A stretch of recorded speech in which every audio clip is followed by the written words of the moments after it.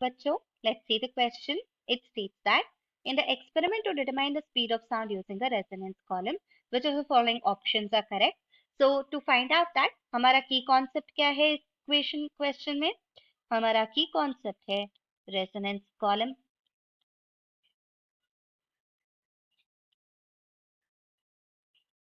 So जब हम resonance column को यूज करके स्पीड ऑफ साउंड डिटरमाइन करेंगे तो इसका कुछ ऐसे दिखेगा हमारा एक्सपेरिमेंटल सेटअप. एक वाटर रिजर्वॉयर होगा. लेट्स से ये है हमारा वाटर रिजर्वॉयर फॉर एग्जांपल. इसमें हमने ट्यूब इंसर्ट किया है, एक प्लास्टिक सिलेंड्रिकल ट्यूब.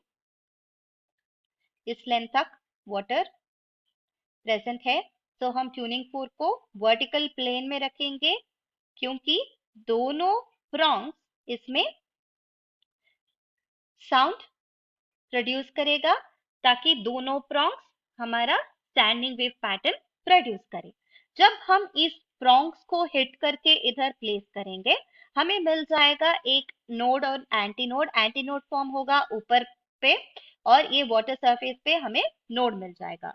हमें पता है रेजोनेंस फॉर्म होगा कुछ पर्टिकुलर लेंथ तक ही, यानी कि resonance occurs for water length of L by 4, 3L by 4,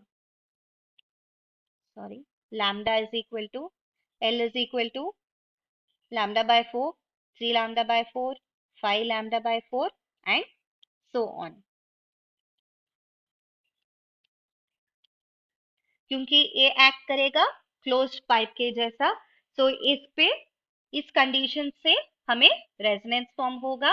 सो जब रेजोनेंस फॉर्म होगा उस टाइम में हमें एक हाई इंटेंसिटी साउंड ऑडिबल होगा. तो तब हमें लेंथ ऑफ दी हमारा रेजोनेंस कॉलम हम फाइंड आउट कर सकते हैं, उससे फ्रीक्वेंसी फाइंड आउट कर सकते हैं and with the usage of equation v is equal to f lambda speed को निकाल सकते हैं. सो इस एक्सपेरिमेंट में हम प्रोंग्स को वर्टिकल प्लेन में रखेंगे so that prongs of the tuning fork would send waves inside the tube, both the prongs. So the prongs are placed in vertical plane so that both the prongs, both of them send waves inside the tube so that standing wave pattern can be formed.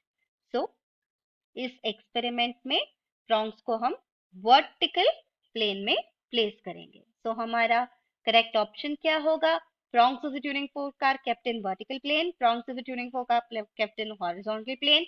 In one of the two resonances observed, the length of the resonating air column is close to the wavelength of the sound.